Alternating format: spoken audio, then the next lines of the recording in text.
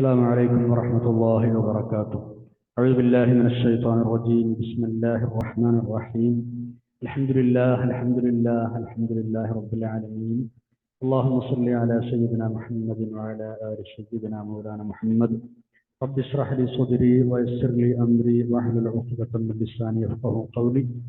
أعوذ بكلمات الله التامة من كل شيطان وهامة ومن كل عين لامة ولا حول ولا قوة إلا بالله العلي العظيم. ബഹുമാനരായ മുഅ്മിനീങ്ങളെ മുഅ്മിനാത്തുകളെ, പരിശുദ്ധ ഖുർആനിലെ 157 പേജാണ് ഇന്ന് റൈഹാൻ ഖുർആൻ ക്ലാസ്സിൽ നമുക്ക് പഠിക്കാനുള്ളത്. അള്ളാഹു നമ്മുടെ ഈ ക്ലാസ് സ്വാലിഹായ അമലായി ഖബൂൽ ചെയ്യട്ടെ.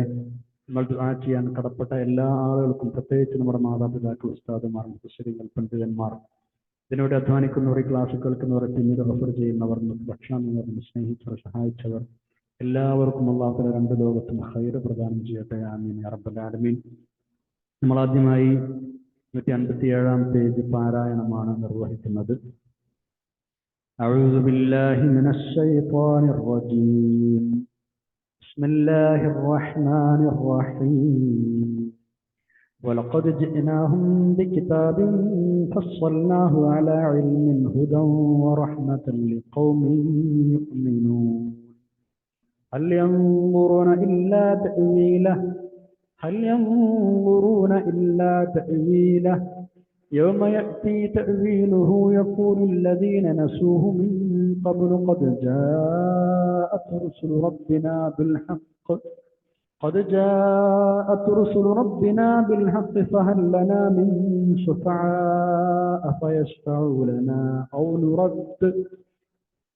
أو نرد فنعمل غير الذي كنا نعمل قد خسروا أنفسهم وضل عنهم ما كانوا يفترون. إن ربكم الله الذي خلق السماوات والأرض في 6 أيام ثم استوى على العرش يغشي الليل النهار يطلبه حثيثا والشمس والقمر والنجوم مسخرات بأمره ألا له الخلق والأمر تبارك الله رب العالمين. ادعوا ربكم تضرعا وخفية إنه لا يحب المعتدين. ولا تفسدوا في الأرض بعد إصلاحها وادعوه خوفا وطمعا إن رحمة الله قريب من المحسنين. وهو الذي يرسل الرياح بشرا بين يدي رحمته حتى إذا أقلت سحابا ثقالا سقناه لبلد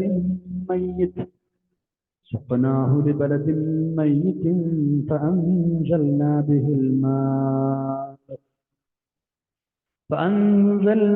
الماء فأخرجنا به من كل الثمرات كذلك نخرج الموتى لعلكم تذكرون. صدق الله العلي العظيم. 7-ാം അധ്യായം സൂറത്തുൽ അറാഫിലെ 52 മുതൽ 57 വരെയുള്ള 6 ആയത്തുകളാണ് നമ്മൾ ഓതി വെച്ചത്. 8-ാമത്തെ ജുസ്ഇൽ 157-ാം പേജ്. നരകവാസികളായ ആളുകളുടെ അവസ്ഥകളും ശിക്ഷകളും ഒക്കെയാണ് കഴിഞ്ഞ പേജിൽ അവസാനമായി നമ്മൾ പറഞ്ഞിരുന്നത്. ഇനി അതിന്റെ കാരണക്കാരും അവർ തന്നെയാണ് എന്ന് ഒന്നുകൂടെ ഊന്നി പറയുകയാണ്. അതായത് എല്ലാ വിഷയങ്ങളും സവിസ്തരമായി വിവരിക്കുന്ന ഒരു ഗ്രന്ഥം അവർക്ക് നമ്മൾ കൊടുത്തിട്ടുണ്ട്. അതാണ് പരിശുദ്ധ ഖുർആൻ. സത്യം സ്വീകരിക്കാൻ തയ്യാറുള്ള ആളുകൾക്ക് വേണ്ടത്ര മാർഗദർശനങ്ങളും അനുഗ്രഹങ്ങളും സഹിതം എന്തെല്ലാമാണ്, എങ്ങനെയെല്ലാമാണ് എന്ന് തുടങ്ങി ആവശ്യമായ വിശദീകരണങ്ങളോടുകൂടി തന്നെ നൽകപ്പെട്ട ഒരു മഹത്തായ ഗ്രന്ഥമാണ്. അത് ശരിയായ വഴികാട്ടിയാണ്, അവർക്ക് റഹ്മത്താണ്, ഹുദയാണ്, എല്ലാമാണ്. പക്ഷേ അവർ അത് അംഗീകരിക്കുകയല്ല ചെയ്തത്, തള്ളിക്കളയുകയാണ് ചെയ്തത്. അതുകൊണ്ടാണ് ഇങ്ങനെ നരകത്തിന്റെ ആളുകളായി മാറേണ്ടി വന്നത്. എന്നിട്ട് അല്ലാഹു അവരോട് ചോദിക്കുന്നുണ്ട്, ഇത്രയും വിശദമായ ഒരു ഗ്രന്ഥം നിങ്ങൾക്ക് തന്നിട്ട് നിങ്ങൾ വിശ്വസിച്ചില്ല, ഇനി എന്താണ് നിങ്ങൾ കാത്തിരിക്കുന്നത്? ഇനി എന്ത് തെളിവാണ് നിങ്ങൾ പ്രതീക്ഷിച്ചു കൊണ്ടിരിക്കുന്നത്? ഈ പരിശുദ്ധ ഖുർആനിൽ നൽകിയ മുന്നറിയിപ്പുകളുടെ തുടർച്ചയല്ലാതെ മറ്റു വല്ലതും നിങ്ങൾക്ക് പ്രതീക്ഷിക്കാനുണ്ടോ?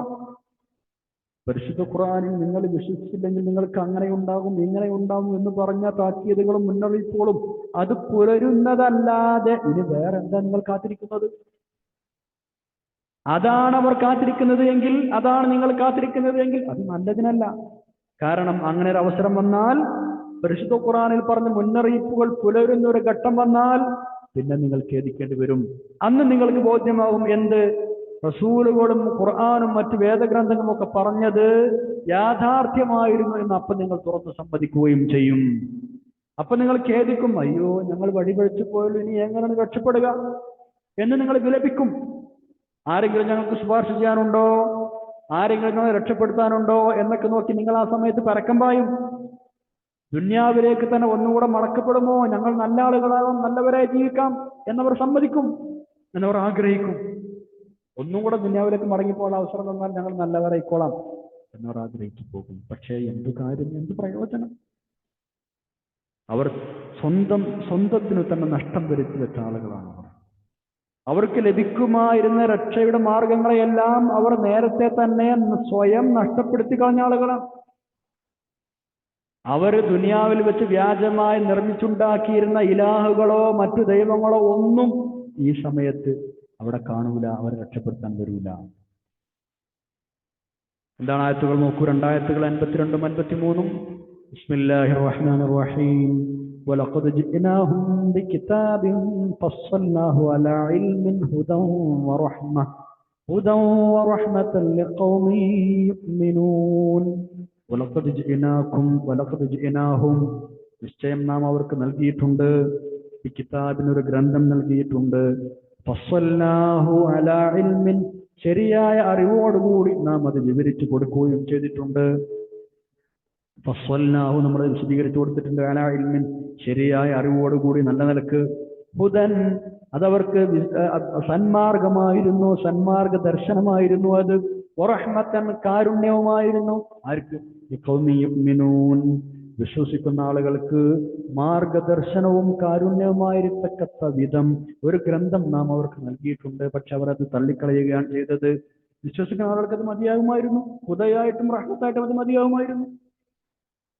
അല്ലാഹു ചോദിക്കുന്നു, ഹൽ യൻദുറൂന ഇല്ലാ തഅ്വീലഹു, ഹൽ യൻദുറൂന, ബിസ്മില്ലാഹിർ റഹ്മാനിർ റഹീം, ഹൽ യൻദുറൂന ഇല്ലാ തഅ്വീലഹു يوم يأتي تأويله يقول الذين نسوه من قبل قد جاءت رسل ربنا بالحق فهل لنا من شفعاء فيشفعوا لنا أو نرد فنعمل غير الذي كنا نعمل قد خسروا أنفسهم وضل عنهم ما كانوا يفترون.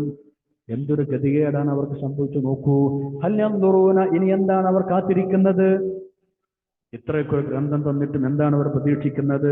ഇല്ലാ തഅ്വീലുഹു, ഈ ഗ്രന്ഥത്തിലുള്ളതിന്റെ പുലർച്ചയല്ലാതെ, ഈ ഗ്രന്ഥത്തിലുള്ളതിന്റെ സാക്ഷാത്കാരമല്ലാതെ മറ്റെന്താണ് ഇനി അവർ പ്രതീക്ഷിച്ചിരിക്കുന്നത്? എന്താ ഇനി കാത്തിരിക്കുന്നത് വിശ്വസിക്കാൻ? ഇനി ആകെ വരാനുള്ള എന്താ? ഈ ഗ്രന്ഥത്തിൽ പറഞ്ഞ മുന്നറിയിപ്പുകളാ, വേറൊരു മുന്നറിയിപ്പ് വരില്ല. ഹൽ യൻദുറൂന ഇല്ലാ തഅ്വീലുഹു, അതിന്റെ പുലർച്ചയല്ലാതെ, അതിന്റെ എന്ന് പറഞ്ഞാൽ ആ ഗ്രന്ഥത്തിലുള്ളതിന്റെ സാക്ഷാത്കാരമല്ലാതെ മറ്റെന്താണ് അവർ പ്രതീക്ഷിച്ചു കൊണ്ടിരിക്കുന്നത്? അങ്ങനെയാണെങ്കിൽ ആ പ്രതീക്ഷ നല്ലതിനല്ല. കാരണം യൗമ യഅതി തഅ്വീലുഹു, ആ ഗ്രന്ഥത്തിലുള്ള താക്കീതുകൾ, മുന്നറിയിപ്പുകൾ പുലരുന്ന ദിവസം, അതിന്റെ തഅ്വീൽ വരുന്ന ദിവസം, അത് പുലരുന്ന ദിവസം, യഖൂലു, പറഞ്ഞു പോകും, അല്ലദീന നസൂ, അത് മറന്നു കളഞ്ഞിരുന്ന ആളുകൾ, അത് അവഗണിച്ചിരുന്ന ആളുകൾ പറയും, മിൻ ഖബ്ലു, മുമ്പ് അതൊക്കെ അവഗണിച്ച് തള്ളിയിരുന്ന ആളുകൾ പറയും, ഖദ് ജാഅത് റസൂലു റബ്ബിനാ ബിൽ ഹഖ്, അതെ അത് സത്യമായിരുന്നു അല്ലേ, ഞങ്ങളുടെ അടുത്ത് ഞങ്ങൾ പ്രവാചകന്മാർ വന്ന് പറഞ്ഞതൊക്കെ ഹക്കായിരുന്നു അല്ലേ എന്ന് അപ്പോൾ അവർ പറയും, തുറന്ന് സമ്മതിക്കും. അവർ ഈ ഗ്രന്ഥത്തിലുള്ള മുന്നറിയിപ്പുകൾ പുലർന്നു കാണുന്ന സമയത്ത് അവർ സമ്മതിക്കും. മുമ്പ് തള്ളിക്കളഞ്ഞിരുന്ന ആളുകൾ സമ്മതിക്കും. എന്ത്? ഖദ് ജാഅത് റസൂലു റബ്ബിനാ ബിൽ ഹഖ്, ഞങ്ങളുടെ അടുത്ത് ഞങ്ങളുടെ റബ്ബിന്റെ പ്രവാചകന്മാർ വന്നത് ഹക്ക് കൊണ്ട് തന്നെയായിരുന്നുവല്ലേ, അവർ വന്നതും പറഞ്ഞതും സത്യമായിരുന്നുവല്ലേ, ഇതാ പുലർന്നു കാണുന്നല്ലോ ഇപ്പോ. ഫഹല്ലന, അതുകൊണ്ട് ഞങ്ങൾക്കുണ്ടോ, മിൻ ശുഫആ, ശുപാർശ ചെയ്യുന്ന ആരെങ്കിലും ഉണ്ടോ, ഫയശ്ഫഉ ലനാ, അങ്ങനെ അവർ ഞങ്ങൾക്ക് വേണ്ടി ശുപാർശ, ഞങ്ങൾ രക്ഷപ്പെടുത്താൻ, ഞങ്ങൾക്ക് വേണ്ടി ശുപാർശ ചെയ്ത് രക്ഷപ്പെടുത്താൻ പറ്റുന്ന ശുപാർശകന്മാർ ആരെങ്കിലും ഉണ്ടോ എന്നവർ ആ സമയം അന്വേഷിക്കും. അല്ലെങ്കിലോ ഔ നുറദ്ദു, അല്ലെങ്കിൽ ഞങ്ങളൊന്ന് മടക്കപ്പെടുമോ ദുനിയാവിലേക്ക്, ഇഹലോകത്തേക്കൊന്ന് മടക്കപ്പെടുമോ? ഫനഅമല, അങ്ങനെ ഞങ്ങൾ ചെയ്യാം, ഗൈറല്ലദീ കുന്നാ നഅമൽ, ഞങ്ങൾ ഇതുവരെ ചെയ്തുകൊണ്ടിരുന്നത് അല്ലാത്ത എന്ന് പറഞ്ഞാൽ ഇതുവരെ ചെയ്തുകൊണ്ടിരുന്നത് അവിശ്വാസമാണ്, തെറ്റുകളാണ്, അതല്ലാത്ത സൽക്കർമ്മങ്ങൾ ഞങ്ങൾ ചെയ്യാം, ഒന്ന് മടക്കി തരുമോ? ഔ നുറദ്ദു ഫനഅമല ഗൈറല്ലദീ കുന്നാ നഅമൽ, അല്ലെങ്കിൽ ഇതുവരെ ഞങ്ങൾ ചെയ്തതിൽ നിന്ന് ഭിന്നമായി ഞങ്ങൾക്ക് സൽക്കർമ്മങ്ങൾ ചെയ്യാൻ പറ്റുന്ന വിധത്തിൽ ഭൂമിയിലേക്കൊന്ന് ഞങ്ങൾ തിരിച്ചാക്കപ്പെടുമോ? എന്താണ് അങ്ങനെ പരിഭവിച്ചതുകൊണ്ട് കാര്യം? അത് ഖസിറൂ അൻഫുസഹും, അവർ സ്വന്തത്തിന് തന്നെ നഷ്ടം വരുത്തി വെച്ച ആളുകളാണ്. മാത്രവുമല്ല വദല്ലാനും, അവരെ വിട്ട് അപ്രത്യക്ഷമായിട്ടുണ്ട്, മാ കാനൂ യഫ്തറൂൻ, അവര് കെട്ടിച്ചമച്ചുണ്ടാക്കിയിരുന്ന ദൈവങ്ങളുമൊക്കെ, അവർ ഇതുവരെ ദുന്യാവിൽ വെച്ച് കെട്ടിച്ചമച്ചുണ്ടാക്കിയ ദൈവങ്ങളും ആരാധിച്ചു വന്നിരുന്ന മറ്റു ഇതര ദൈവങ്ങളുമെല്ലാം വദല്ലാൻഹും, അവരെ വിട്ട് ഇതാ ഇപ്പൊ മറഞ്ഞു പോയിരിക്കുന്നു, അപ്രത്യക്ഷമായിരിക്കുന്നു, കാണാനില്ല, അവരൊന്നും ഇവരെ സഹായിക്കാൻ വരുന്നില്ല. രക്ഷപ്പെടാൻ കഴിയാത്ത, രക്ഷപ്പെടാൻ ഒരു വഴിയും കാണാത്ത ആ പ്രതിസന്ധി ഘട്ടത്തിലാണ് അവർ ഇങ്ങനെ ആഗ്രഹിച്ചു പോകുന്നത്. മറ്റൊരു സ്ഥലത്ത് അല്ലാഹു തആല പറഞ്ഞിട്ടുണ്ട്, ഭൂമി മുഴുവൻ സ്വർണം അവരുടെ കയ്യിലുണ്ടെങ്കിലും അത് മുഴുവൻ രക്ഷപ്പെടാൻ വേണ്ടി ദണ്ഡം കൊടുക്കാൻ അവർ തയ്യാറാകും. പക്ഷെ എന്ത് പ്രയോജനം? സൂറത്ത് ആല ഇമ്രാനിൽ 91-ാമത്തെ ആയത്തിൽ നമ്മൾ ആ വിഷയം പഠിച്ചിട്ടുണ്ട്. ആ ദണ്ഡമൊന്നും സ്വീകരിച്ചവർ രക്ഷപ്പെടുത്താൻ ഒരാളവിടെ ഉണ്ടാവില്ല. രാജാതിരാജനായ അള്ളാഹുവിന് മാത്രമാണല്ലോ അന്നത്തെ സർവാധിപത്യം. അള്ളാഹുവിനെ സ്വീകരിക്കും. 54-ാമത്തെ ആഴ്ച നോക്കൂ. പരലോകത്തെ സംഭവങ്ങൾ വിവരിച്ച ശേഷം പരിശുദ്ധ ഖുർആനിന് ഒരു പതിവ് ശൈലിയുണ്ട്. സാധാരണഗതിയിൽ ലോകത്തിന്റെ ഉൽപ്പത്തിയെക്കുറിച്ച്, സൃഷ്ടികർമ്മത്തെക്കുറിച്ച് പറയാറുണ്ട്. അങ്ങനെയാണ് ഇനി 84-ൽ നടക്കുന്നത്. അതോടൊപ്പം തന്നെ അള്ളാഹുവിന്റെ അപാരമായ ശക്തി, അള്ളാഹുവിന്റെ നിയന്ത്രണാധികാരം, റബ്ബിന്റെ അനുഗ്രഹങ്ങൾ, ഇതൊക്കെ ചൂണ്ടിക്കാണിക്കുകയും ചെയ്യുന്നുണ്ട്. നമുക്ക് ആയത്ത് പഠിച്ചിട്ട് വിശദീകരിക്കാം. നോക്കൂ, 54-ാമത്തെ ആയത്ത്. ബിസ്മില്ലാഹിർ റഹ്മാനിർ റഹീം. ഇന്ന റബ്ബകുമുല്ലാഹ് അല്ലദീ ഖലഖസ് സമാവാതി വൽ അർള ഫീ സിത്തത്തി അയ്യാം ثم استوى على العرش يغشي الليل النهار يطلبه حثيثا والشمس والقمر والنجوم مسخرات بأمره ألا له الخلق والأمر تبارك الله رب العالمين. إن ربكم, നിശ്ചയം നിങ്ങളുടെ റബ്ബ് അല്ലാഹുവാണ്. അവൻ ആരാണെന്നറിയുമോ? അല്ലദീ, അവൻ ഒരുവനാണ്, ഖലഖസ് സമാവാതി വൽ അർള, ആകാശഭൂമികൾ അവൻ സൃഷ്ടിച്ചിരിക്കുന്നു. ഫീ സിത്തത്തി അയ്യാം, 6 നാളുകളിലായി, 6 ദിവസങ്ങളിലായി. 6 ദിവസങ്ങളിലായി ആകാശഭൂമികളെ സൃഷ്ടിച്ച അള്ളാഹു തന്നെയാണ് നിങ്ങളുടെ രക്ഷിതാവ്, മറ്റാരുമല്ല. നിങ്ങൾ കെട്ടിച്ചമച്ചുണ്ടാക്കുന്ന ദൈവങ്ങളൊന്നുമല്ല.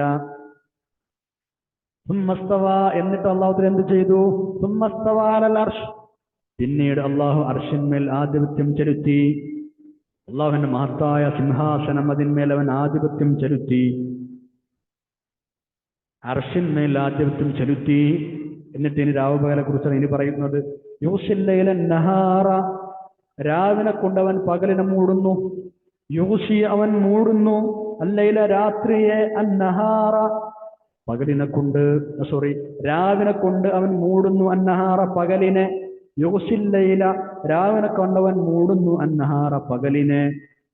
യത്ലുബുഹു ഹസീസ, വളരെ വേഗം, അതിദ്രുതം അത് പകലിനെ തേടിച്ചെല്ലുകയാണ്.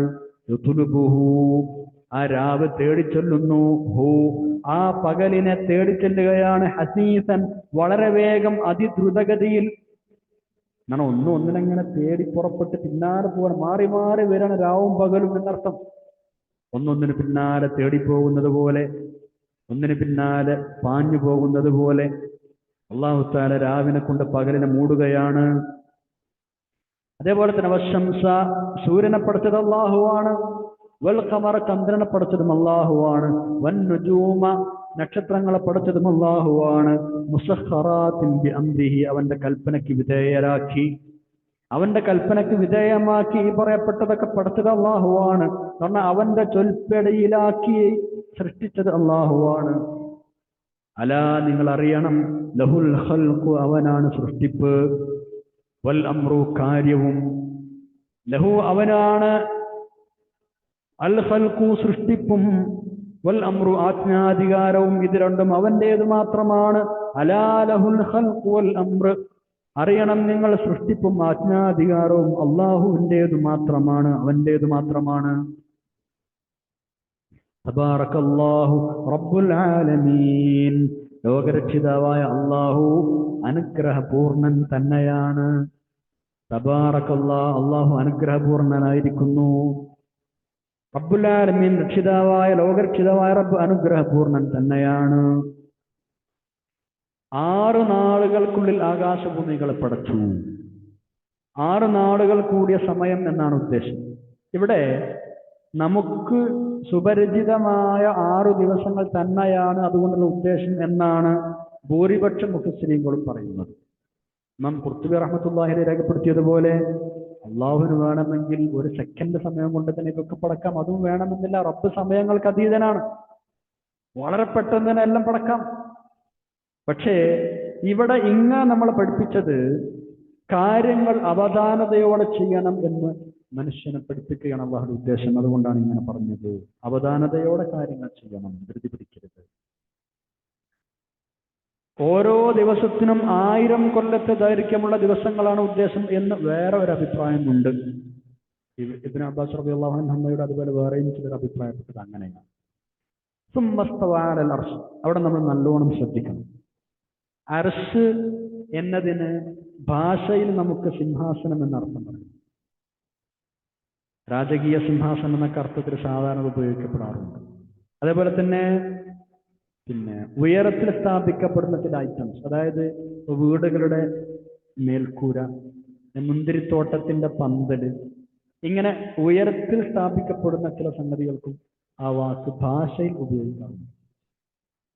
ഇവിടെ നമ്മൾ ശ്രദ്ധിക്കണം. മഹാന്മാരായ മുഫസ്സിരീങ്ങളൊക്കെ പറഞ്ഞതുപോലെ അള്ളാഹുവിന്റെ അർശ് അത് എങ്ങനെയുള്ളതാണ് എന്ന് കണക്കാക്കാനോ ഊഹിക്കാനോ നമുക്ക് കഴിയുകയേ ഇല്ല. എല്ലാ ആകാശങ്ങളെയും സർവപ്രപഞ്ചത്തെയും വലയം ചെയ്തിരിക്കുന്ന അതിഗംഭീരമായ ഒരു വസ്തുവാണത്. അതിനെ അള്ളാഹു അവന്റെ പരിപൂർണമായ നിയന്ത്രണത്തിൽ ഒതുക്കിയിരിക്കുന്നു എന്നാണ് സുമ്മസ്തവഅലൽ അർശ് എന്ന് പറഞ്ഞത്. അതായത് അള്ളാഹു അതിന്മേൽ ആധിപത്യം നടത്തി, അള്ളാഹു അതിന്മേൽ ആധിപത്യം ചെലുത്തി എന്ന് പറഞ്ഞ ഉദ്ദേശം ഈ അർശിന്റെ പരിപൂർണമായ ഈ അർശിനെ അള്ളാഹുവിന്റെ പരിപൂർണമായ നിയന്ത്രണത്തിൽ റബ്ബ് ഒതുക്കിയിരിക്കുന്നു. അതിനാണ് നമ്മുടെ ഇങ്ങനെ അർത്ഥം പറയുന്നത്. സുമ്മസ്തവഅ അലൽ അർശി, അള്ളാഹു അവന്റെ അർശിന്മേൽ ആധിപത്യം നടത്തിയിരിക്കുന്നു എന്ന് പറഞ്ഞാൽ അള്ളാഹുവിന്റെ മഹത്തായ അപാരമായ കഴിവും നിസ്തുലമായ മഹത്വം പ്രകടിപ്പിക്കുകയാണ് ഈ പറഞ്ഞ ഉദ്ദേശം. അള്ളാഹു അർശിന്മേലുള്ള അധികാരം ഏറ്റെടുത്തു, അല്ലെങ്കിൽ ആകാശഭൂമിയുടെ നിയന്ത്രണം ഔപചാരികമായി സ്വീകരിച്ചു. ഇങ്ങനെ അർത്ഥങ്ങളൊക്കെയാണ് പലരും ഈ വാക്യത്തിന് നൽകിയിട്ടുള്ളത്. ഭാഷാർത്ഥം ഒരിക്കലും ഇവിടെ നമ്മൾ ആലോചിക്കാൻ പോലും പാടില്ല. മഹാന്മാരായ ആളുകളൊക്കെ പറയുന്നത് പോലെ അള്ളാഹുവിന്റെ അർശിനെ കുറിച്ച് ആ അർശ് എന്ന പേരല്ലാതെ അതിന്റെ യാഥാർത്ഥ്യത്തെ പറ്റി മനുഷ്യന്മാർക്ക് ഒന്നും അറിയില്ല. മനുഷ്യന്മാർ ഊഹിക്കുന്നത് പോലെയും അല്ലാതെ. അങ്ങനെയാണെങ്കിൽ അത് അള്ളാഹുവിനെ വഹിച്ചുകൊണ്ടിരിക്കുന്നത് ആയിരിക്കണമല്ലോ. അള്ളാഹു ആകട്ടെ അതിൽ നിന്ന് എത്രയോ ഉന്നതനാണ്, പരിശുദ്ധനാണ്. സ്ഥലകാല സമയങ്ങളിൽ നിന്ന് പരിശുദ്ധനാണവൻ. അള്ളാഹു സ്ഥലങ്ങൾക്ക് അതീതനാണ്, കാലങ്ങൾക്ക് അതീതനാണ്, സമയങ്ങൾക്ക് അതീതനാണ്. ഇതൊന്നും റബ്ബിനെ സംബന്ധിച്ചുണ്ടാവാൻ പാടില്ല. അപ്പൊ ഭാഷാപരമായ അർത്ഥം വെച്ചാൽ ഒരിക്കലും ശരിയാവൂല. അത് ഗുരുതരമായ തെറ്റാണ്. എങ്ങനെയാണ് അർശ് എന്ന് പേരിൽ മാത്രം നമ്മൾ അർശ് എന്ന് പറയാം, അതെങ്ങനെയാണ് നമുക്ക് മനസ്സിലാക്കാൻ കഴിയില്ല. അള്ളാഹു തആല സൃഷ്ടികളിൽ നിന്നെല്ലാം വ്യത്യസ്തനാണ്. സൃഷ്ടികളുടെ ഭാവനകൾക്കെല്ലാം അപ്പുറത്താണ്. ലൈസ കമിസ്ലിഹി ശൈഅ്, അള്ളാഹുവിനെ പോലെ ഒരു വസ്തുവില്ല എന്നല്ല പറഞ്ഞിട്ടുള്ളത്. വലം യകുൽ ലഹു കുഫുവൻ അഹദ്, സൂറത്തുൽ ഇഖ്ലാസിലെ അള്ളാഹുവിന് തുല്യനായ ഒരാളുമില്ല. അതുകൊണ്ട് തന്നെ ഇസ്തവാ അലൽ അർശി എന്ന വാക്യത്തെ പറ്റി മുൻഗാമികളും പിൻഗാമികളുമായ മഹാന്മാരൊക്കെ പറഞ്ഞതെന്താ? ഇസ്തിവാ ഉണ്ടായിട്ടുണ്ട്. പക്ഷേ അള്ളാഹുവിനെ സംബന്ധിച്ചിടത്തോളം അത് എങ്ങനെയാണ് എന്ന് നമുക്ക് പറയാൻ കഴിയില്ല, നമുക്കറിയില്ല. അൽ ഇസ്തിവാ മഅലൂമുൻ വൽ കൈഫിയ്യത്തു മജ്ഹൂല. ഇസ്തിവാ ഉണ്ടായിട്ടുണ്ട്, എങ്ങനെ നമുക്കറിയില്ല. അതുകൊണ്ടാണ് നമ്മൾ ഇങ്ങനെ അതിന് ആശയവും അർത്ഥവും പറയുന്നത്. അള്ളാഹു അർശിന്മേൽ ആധിപത്യം ചെലുത്തി, അള്ളാഹു അർശിന്മേലുള്ള അധികാരം ഏറ്റെടുത്തു എന്നർത്ഥം. അല്ലെങ്കിൽ ആകാശഭൂമിയുടെ പ്രപഞ്ചത്തിന്റെ നിയന്ത്രണം ഔപചാരികമായി ഏറ്റെടുത്തു എന്നർത്ഥം. ഇവിടെ നമ്മൾ പ്രത്യേകം ശ്രദ്ധിക്കണം. ഈ ആയത്തിന്റെ ഭാഗത്തിന് ഉമ്മത്താലർഷി എന്ന ആയത്തിന്റെ ആ വാക്യാംശത്തിന് ഭാഷാർത്ഥം മാത്രം കൊടുത്ത് അള്ളാഹു അർശിന്മേൽ ഇരിക്കുകയാണ് എന്നും മറ്റും ചില ആളുകൾ, വിവരമില്ലാത്ത ആളുകൾ പറയാറുണ്ട്. മഹാ അബദ്ധമാണ്. സ്വീകരിക്കാനേ പറ്റാത്ത അഭിപ്രായമാണത്. തള്ളിക്കളയേണ്ട അഭിപ്രായമാണത്. അള്ളാഹുവിനെ സൃഷ്ടികളോട് സാമ്യപ്പെടുത്തലാണത്. അള്ളാഹുവിന്റെ ഗുണവിശേഷങ്ങളുടെ പരിശുദ്ധിയെ നിരാകരിക്കലാണത്. അടുത്ത തെറ്റാണ്. അതുകൊണ്ട് ശരിക്കും ഈ ഭാഗം മനസ്സിലാക്കാൻ വേണ്ടിയാണ് ഇത്രയും ഗൗരവമായി ആ ഭാഗം പറഞ്ഞത്. ഇന്ന റബ്ബക്കുമുല്ലാഹു അല്ലദീ ഖലഖസ് സമാവാതി വൽ അർള ഫീ സിത്തത്തി അയ്യാം സുമ്മ ഇസ്തവാ അലൽ അർശ്. ഈ രണ്ട് കാര്യങ്ങളും അല്ലാഹു തആല പരിശുദ്ധ ഖുർആനിൽ വേറെ പല സ്ഥലത്തും പറഞ്ഞിട്ടുണ്ട് എന്നാണ്. ആകാശഭൂമികളെ 6 ദിവസങ്ങളിലായി സൃഷ്ടിച്ചവൻ എന്നും പിന്നീട് അർശിന്മേൽ ആധിപത്യം നടത്തിയെന്നൊക്കെ പല സ്ഥലത്തുണ്ട്. സൂറത്ത് യൂനുസിൽ 3-ാമത്തെ ആയത്തിലുണ്ട്, സജദയിൽ 4-ലുണ്ട്, ഫുർഖാനിൽ 59-ലുണ്ട്, ഹദീദിൽ 4-ലുണ്ട്, സൂറത്ത് ഖാഫിൽ 38-ലുണ്ട്, സൂറത്ത് ഹൂദിൽ 7-ലുണ്ട്. ആകാശഭൂമികളോട് 6 ദിവസങ്ങളിൽ ആകാശവും സൃഷ്ടിച്ചെന്നവർക്ക് പറയും. അർശിനെ കുറിച്ച് പറഞ്ഞ പിന്നെ ചില സൂറകൾ, ഉദാഹരണമായി പറഞ്ഞാൽ പിന്നെ സൂറത്ത് നമ്മൾ ആദ്യം പറഞ്ഞ ഇതുവരെ പറഞ്ഞ ആ സൂറകളിൽ ആദ്യത്തെ 4-ത്തിൽ, അതുകൂടാതെ ത്വാഹയിലുണ്ട് 5-ാമത്തെ ആയത്തിൽ, സൂറത്ത് റാജിലുണ്ട് 2-ാമത്തെ ആയത്തിൽ. അപ്പോൾ വേറെ പല സ്ഥലത്തും യൂസുഫ് അല്ലാഹു പറഞ്ഞിട്ടുണ്ട് എന്ന്. യൂസിൽ ലൈലൻ നഹാർ യത്ലുബുഹു ഹസീസാ. രാപ്പകലുകളെ വ്യവസ്ഥപ്പെടുത്തിയതും അള്ളാഹുവിന്റെ അപാരമായ നിയന്ത്രണ വൈഭവമാണ്. പകൽ വരുമ്പോ രാവ് മറഞ്ഞു പോകുന്നു, രാവ് വരുമ്പോ പകലിന്റെ സ്ഥിതി അങ്ങനെ തന്നെ. രാവും പകലും അനുഭവപ്പെടുന്നത് ഈ ഭൂമിയിൽ തന്നെയാണ് താൻ. ഒന്ന് മറ്റേതിനെ മൂടി വെക്കുന്നത് പോലെയാണ് നമുക്ക് തോന്നുക. അതാണ് യൂസില്ലൈല നഹാർ എന്ന് പറഞ്ഞത്. യത്ലുബുഹു ഹസീസ. പകലിനെ രാത്രി അതിവേഗം തേടിക്കൊണ്ടിരിക്കുന്നു, ദ്രുതഗതിയിൽ ഒന്നിന് പിന്നാലെ പാഞ്ഞുകൊണ്ടിരിക്കുന്നു. എന്നാൽ പകലിനെ ഒരു സ്ഥലത്ത് ഒരിടത്ത് ഉറച്ചു നിൽക്കാൻ അനുവദിക്കാതെ രാത്രി അതിന്റെ പിന്നാലെ ഓടിച്ചെന്നുകൊണ്ടിരിക്കുന്നു എന്നർത്ഥം അല്ലേ? നമുക്കൊരു ഒന്നിന് പിറകെ മറ്റൊന്നിങ്ങനെ മാറി മാറി വരുന്നത് അള്ളാഹു പറഞ്ഞു തരികയാണ്. എല്ലാം അവന്റെ നിയന്ത്രണത്തിനും വ്യവസ്ഥക്കും അനുസരിച്ചാണ് നടക്കുന്നത് എന്നാണ് ഇവരെ പറഞ്ഞത്. അതിനുശേഷം എല്ലാം സൃഷ്ടിക്കുന്നതും അവൻ തന്നെയാണ് എന്നാണ് അലാ ലഹുൽ ഖൽഖു വൽ അംറു എന്ന് പറഞ്ഞത്. എല്ലാ സൃഷ്ടിപ്പ് അവൻ്റെതാണ്, അവനെ സൃഷ്ടികൾ അധികാരമുള്ളൂ. എല്ലാറ്റിനുമുള്ള ആജ്ഞാധികാരവും അവന് തന്നെയാണ്, അല്ലാതെ വേറെ ആർക്കും ഇതിൽ പങ്കില്ല. അതുകൊണ്ട് തന്നെ ഏറ്റവും മഹത്വവും നന്മയും മേന്മയും ഉള്ള റബ്ബ് ലോകരക്ഷിതാവായ റബ്ബ് തന്നെയാണ് എന്ന് നിങ്ങൾ മനസ്സിലാക്കണം. രാപ്പകലുകളൊന്നും ഇഷ്ടം പോലെ വന്നു പോകുകയല്ല, അത് ഇടതടവില്ലാതെ കൃത്യമായ ഇടവേളകളിൽ വന്നുപോയിക്കൊണ്ടിരിക്കുകയാണ്. എളുപ്പം മനസ്സിലാക്കാൻ നമുക്ക് ഇങ്ങനെ പറയാം. സൂര്യൻ ഉദിച്ച് പകലാവുമ്പോൾ രാവ് മറയുന്നു. എന്നാൽ സൂര്യൻ രാവിനെ വിടുന്നുണ്ടോ? ഇല്ല, അത് രാവിന്റെ പിന്നാലെ കൂടുന്ന പോലെയാണ്. യത്ലുബുഹു ഹസീസ. രാവിന്റെ സ്ഥിതിയും അങ്ങനെ തന്നെ. അത് ഒരു ഭാഗത്ത് സൂര്യനെ പേടിച്ചതുപോലെ ഓടിപ്പോകുമ്പോ മറുഭാഗത്തു കൂടി സൂര്യനെ പിടികൂടാനെന്ന പോലെ പിന്നാലെ ഓടി വരുന്നു. അങ്ങനെ ഭൂമിയുടെ ഒരു ഭാഗത്ത് പകലും മറ്റൊരു ഭാഗത്ത് രാവും അനുഭവപ്പെടുന്നു. ഭൂമി ഉരുണ്ടതാണ് എന്നിവിടെ നിന്ന് മനസ്സിലാക്കാനും കഴിയുന്നു. ഏതായാലും രാപ്പകലുകളുടെ അവസ്ഥകൾ മാറ്റമില്ലാതെ അനുദിനം തുടർന്നു വരുന്നത് അള്ളാഹുവിന്റെ മഹത്തായ കഴിവാണ്. തോന്നിയ പോലെ വരുമ്പോൾ എന്താ ചെയ്യണത് അല്ലെ? കൃത്യമായ വ്യവസ്ഥയോടുകൂടിയാണ് രാവും പകലും നമുക്ക് വന്നുകൊണ്ടിരിക്കുന്നത്. സൂര്യചന്ദ്രഗോളങ്ങളെ, നക്ഷത്രങ്ങളെ അള്ളാഹുവിന്റെ കൽപ്പനയ്ക്ക് വിധേയമാക്കി സൃഷ്ടിച്ചിരിക്കുന്നതും അള്ളാഹുവാണ്. ചുരുക്കത്തിൽ പ്രപഞ്ചമാസകലം റബ്ബിന്റെ സൃഷ്ടികളാണ്, എല്ലാം അവന്റെ നിയന്ത്രണത്തിലുമാണ്. അലാ ലഹുൽ ഖൽഖു വൽ അംർ തബാറകല്ലാഹു റബ്ബുൽ ആലമീൻ. അതുകൊണ്ട് അള്ളാഹു പറഞ്ഞതനുസരിക്കാതെ മറ്റേതൊക്കെയോ ദൈവങ്ങളെയും ആരാധനയും സ്വീകരിക്കുന്നത് മഹാധിക്കാരമാണ് എന്നാണ് അള്ളാഹു പറയുന്നത്. അള്ളാഹുവിന്റെ അനുഗ്രഹം അതിരുകളില്ലാത്തതാണ് എന്ന അവസാനം തബാറകല്ലാഹ് എന്ന് പറഞ്ഞ് സൂചിപ്പിക്കുകയും ചെയ്തിരിക്കുന്നു. 55-ാമത്തെ ആയത്തിലേക്ക് നോക്കാം. പ്രപഞ്ചമാസകലം അള്ളാഹുവിന്റെ നിയന്ത്രണത്തിലാണെന്നും അതുകൊണ്ട് അവനെ അനുസരിക്കണമെന്നുമാണ് കഴിഞ്ഞ ആയത്തോട് അള്ളാഹു നമ്മളെ പഠിപ്പിച്ചത്. അങ്ങനെ അള്ളാഹുവിനനുസരിക്കുന്ന കാര്യത്തിൽ നിങ്ങളെ അവന് സഹായിക്കാൻ എപ്പോഴും അവനോട് തേടിക്കൊണ്ടിരിക്കണം എന്നാണ് ഇനി അള്ളാഹു പറയുന്നത്. അവനോട് എപ്പോഴും നിങ്ങൾ ദുആ ചെയ്തുകൊണ്ടിരിക്കണം. തിരുനബി സല്ലല്ലാഹു അലൈഹി വസല്ലം തങ്ങൾ പറഞ്ഞതുപോലെ ആരാധനകളുടെ കാമ്പാണ്, കാതലാണ് ദുആ, പ്രാർത്ഥന. അത് തോന്നിയതുപോലെ നിങ്ങൾ ചെയ്യരുത്. മനസ്സാന്നിധ്യത്തോടുകൂടെ, വിനയത്തോടുകൂടെ, ശബ്ദം താഴ്ത്തിയായിരിക്കാം നിങ്ങൾ ദുആ ചെയ്യേണ്ടത്. നമ്മുടെ ഹൃദയമിടിപ്പ് വരെ കേൾക്കുന്ന തമ്പുരാൻ, അവൻ കേൾക്കാൻ വേണ്ടി വല്ലാതെ ഒച്ചയിട്ട് ദുആ ചെയ്യേണ്ട കാര്യം എന്തുണ്ട്? ദുആ നടത്തുമ്പോ ഭക്തിയോടെയായിരിക്കണം, താഴ്മയോടെയായിരിക്കണം. ഹൃദയം സ്പർശിക്കാതെ, മനസ്സിൽ തട്ടാതെയുള്ള ദുആക്ക് എന്ത് പ്രയോജനമാണുള്ളത്? അങ്ങനെ ആവരുത് എന്ന് അല്ലാഹു തആല പറയുന്നു. നോക്കൂ 55-ാമത്തെ ആയത്ത്. ബിസ്മില്ലാഹിർ റഹ്മാനിർ റഹീം. ഉദ്ഉ റബ്ബക്കും തളർറുഅൻ വഖുഫിയ ഇന്നഹു ലാ യുഹിബ്ബുൽ മുഅ്തദീൻ. ഉദ്ഉ, നിങ്ങൾ ദുആ ചെയ്തുകൊള്ളൂ, നിങ്ങൾ പ്രാർത്ഥിച്ചുകൊള്ളൂ. റബ്ബക്കും, നിങ്ങളുടെ റബ്ബിനോട്. തളർറുഅ, വിനയത്തോടുകൂടി. വഖുഫിയതൻ, പതുക്കെയും.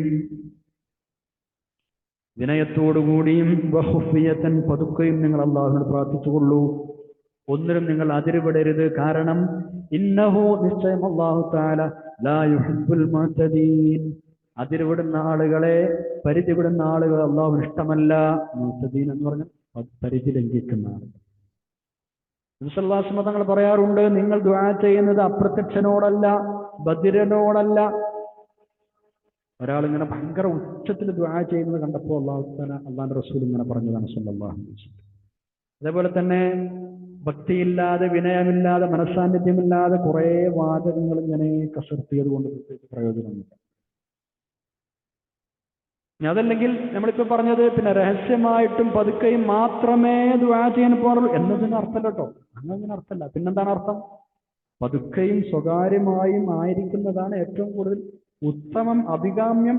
ദുആയുടെ മര്യാദ അങ്ങനെയാണ്, പഠിപ്പിക്കുകയാണ്. ഇങ്ങനെ തന്നെ പറഞ്ഞാലേ സ്വീകരിക്കും, അങ്ങനൊന്നുമില്ല. അതിന്റെ മര്യാദ ഇങ്ങനെയാണ് എന്ന് പറയുകയാണ് അല്ലാഹു ചെയ്യുന്നത്. മഹാനായ സക്കരിയ നബി അലൈഹി സ്വലാം വയസ്സായ സമയത്ത് അള്ളാഹുവിനോട് ദുആ ചെയ്തത് പരിശുദ്ധ ഖുർആനിലുണ്ട്. 19-ാമത്തെ അധ്യായത്തിൽ 3-ാം സൂക്തം. ഇദ് നാദാ റബ്ബഹു നിദാഅൻ ഖഫിയ്യാ, വളരെ സ്വകാര്യമായി തന്റെ റബ്ബിനെ വിളിച്ച സന്ദർഭം. ഇസ്ലാമിനെ കുട്ടിയെ തരണം എന്ന റബ്ബിനോട് പറഞ്ഞത് നിദാഅൻ ഖഫിയ്യാ.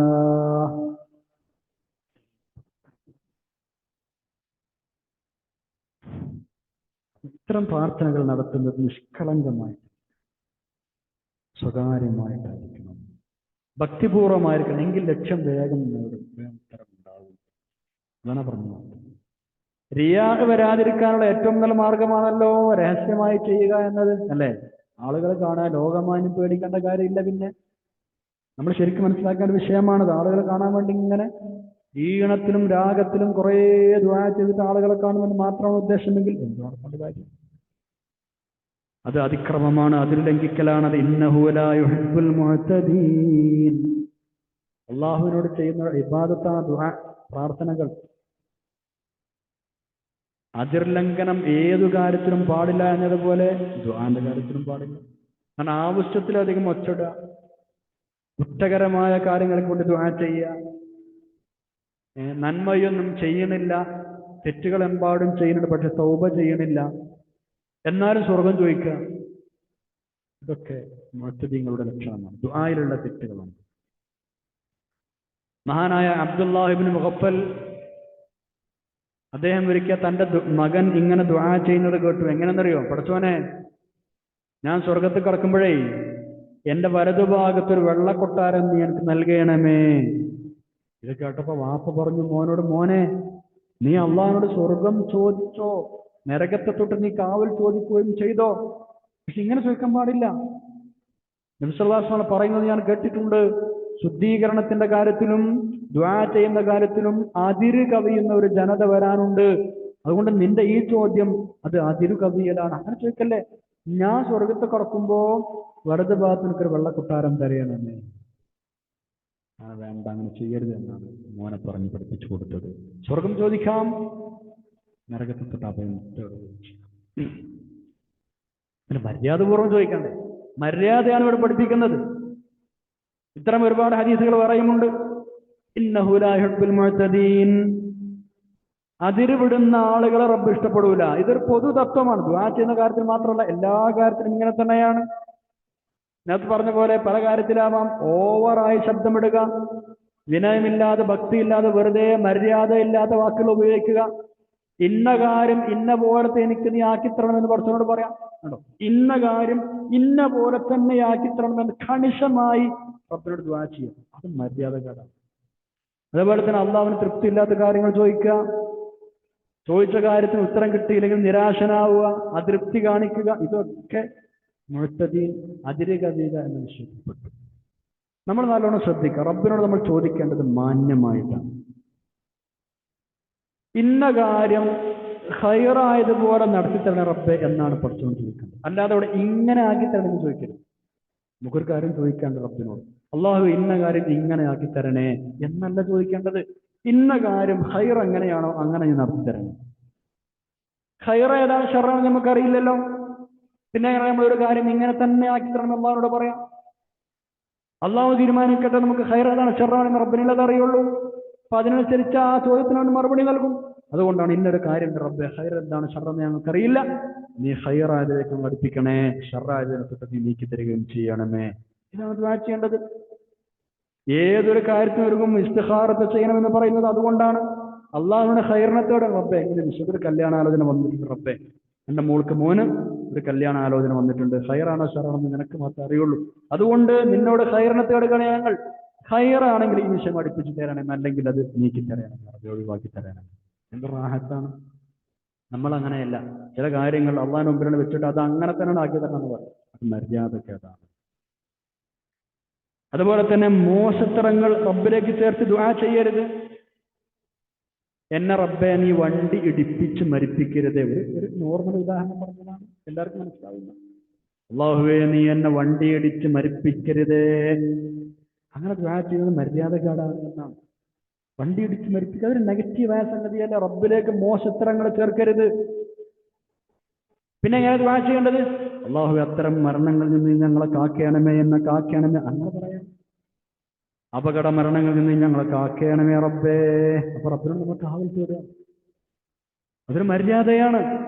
ഇബ്രാഹിം നബി അലൈഹി സ്വലാം ദുആ ചെയ്ത മര്യാദ പരിശുദ്ധ ഖുർആനിൽ നമുക്ക് പഠിപ്പിച്ചത് ഇതിനാണ്. സൂറത്ത് ശൂറായിലെ 78 മുതൽ 81 വരെ. ബിസ്മില്ലാഹിർ റഹ്മാനിർ റഹീം. الذي خلقني فهو يهدين والذي هو يطعمني ويسقين وإذا مرضت فهو يشفين والذي يميتني ثم يحيين. എല്ലാ കാര്യം റബ്ബിലേക്ക് ചേർത്ത് പറഞ്ഞപ്പോ അസുഖം വരുന്ന കാര്യം മാത്രം റബ്ബിലേക്ക് ചേർക്കാതെ പറഞ്ഞു. വൈദാ മരിൽതു, എനിക്ക് അസുഖമായാൽ ഫഹുവ യശ്ഫീൻ, അവൻ എന്നെ സുഖപ്പെടുത്തും. അതിന് മുമ്പ് പറഞ്ഞതൊക്കെ റബ്ബ് ചെയ്യും എന്നാണ്. എന്നെ അങ്ങനെ ചെയ്യുന്നവൻ ഇങ്ങനെ ചെയ്യുന്നതെന്നൊക്കെ പറഞ്ഞിട്ട് എന്നെ സൃഷ്ടിച്ചവൻ, എനിക്ക് ഭക്ഷണം നൽകുന്നവൻ, എനിക്ക് വെള്ളം നൽകുന്നവൻ എന്ന് പറഞ്ഞിട്ട് പറയാണ് ഞാൻ രോഗിയായാൽ എന്നെ ശിഫിയാക്കുന്നവൻ, എനിക്ക് രോഗം തന്നിട്ട് എന്നെ ശിഫിയാക്കുന്നവനല്ല പറഞ്ഞത്. അതൊരു മര്യാദയാണ് നമ്മൾ പാലിക്കുന്നത്. അതുപോലെ തന്നെ നമ്മൾ ചോദിച്ചത് കിട്ടിയില്ലെങ്കിൽ നിരാശരാവുകയും ചെയ്യരുത്. നമ്മൾ ചോദിച്ച ദുആ ഒരിക്കലും വെറുതെ ആവൂല എന്നാണ്. ആ ചോദിച്ചത് കിട്ടിയില്ലെങ്കിൽ പോലും ആ ദുആ വെറുതെ ആവൂല. 3 രൂപത്തിലാണ്, 3 വിധത്തിലാണ് അല്ലാഹു തആല നമ്മുടെ ചോദ്യങ്ങൾക്ക് മറുപടി തരിക. നമ്മളാ വിഷയം പറഞ്ഞിട്ടുണ്ടല്ലോ മുമ്പ്. ഒന്നുകിൽ അത് അതേപോലെ നമുക്ക് നിർവഹിച്ചു തരും, ചോദിച്ച അതേപോലെ കിട്ടും. 2, ആ ദുആയുടെ ബർക്കത്ത് കൊണ്ട് അത് കാരണമായി ഏതെങ്കിലും ഒരു ആപത്തുകളിൽ നിന്ന് അല്ലാഹു നമ്മളെ കാത്തുരക്ഷിക്കും. നമുക്ക് വരാൻ നിശ്ചയിച്ചിരുന്ന ഒരു ആപത്തും അല്ലാഹു തട്ടില്ല. 2. 3, അതുമല്ലെങ്കിൽ ആ ദുആ ആഖിറത്തിലേക്ക് നമുക്കൊരു നിക്ഷേപമായി റബ്ബ് സൂക്ഷിച്ചു വെക്കും, പാത്തു വെക്കും. ഒരു സേഫ് ഡെപ്പോസിറ്റായി അതവിടെ കിടക്കും. ആഖിറത്തിൽ ചെല്ലുമ്പോൾ ആ ദുആയുടെ പ്രതിഫലം നമുക്ക് കാണാം. പിന്നെ എന്തിനാ നമ്മൾ ടെൻഷൻ അടിക്കണം? നമ്മൾ ദുആ ചെയ്താൽ ഈ 3-4 രൂപത്തിൽ റബ്ബ് മറുപടി തരുന്നു. പിന്നെ എന്തിനാ നമ്മൾ സങ്കടപ്പെടണം, നിരാശപ്പെടണം, ടെൻഷൻ അടിക്കണം? അതുപോലെ തന്നെ ആത്യന്തികമായി മനസ്സിലാക്കേണ്ട കാര്യം, നമുക്ക് ഖൈർ ഏതാണ് ഷർറ് ഏതാണ് എന്ന് റബ്ബിന് മാത്രമേ അറിയുള്ളൂ. നമുക്കത് അറിയാൻ കഴിയില്ല. അതനുസരിച്ചായിരിക്കും റബ്ബ് മറുപടി തരിക.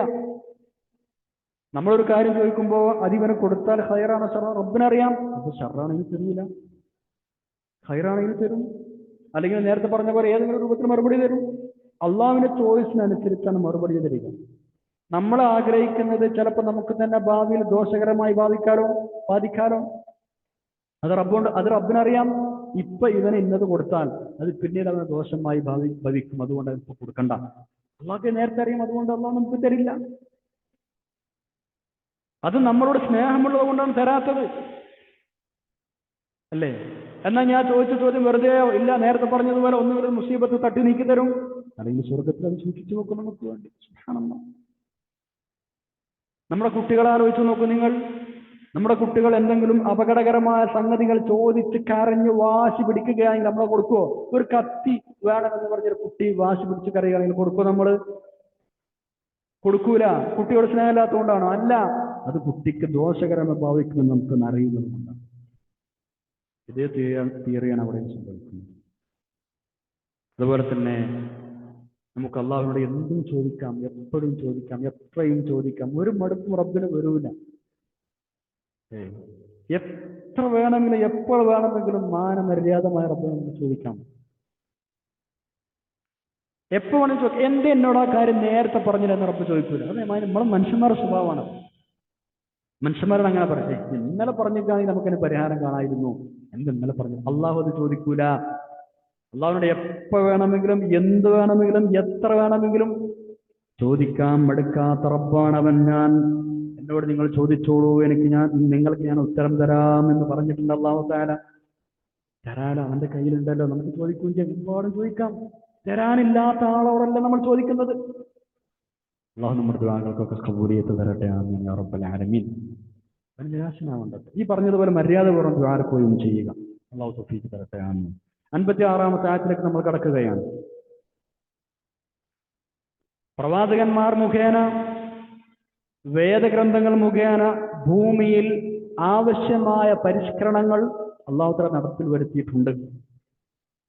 പുരോഗമനാത്മകമായ നന്മയിലധിഷ്ഠിതമായ ഒരു ഭരണഘടന ഭൂമിയിൽ അള്ളാഹു തആല നടപ്പിൽ വരുത്തിയിട്ടുണ്ട്. എന്നിട്ട് പിന്നെയും നിങ്ങൾ അതിൽ അതിക്രമവും അനീതിയും നടത്തി കുഴപ്പങ്ങൾ ഉണ്ടാക്കരുത് എന്നാണ് ഇനി അള്ളാഹു തആല പറയുന്നത്.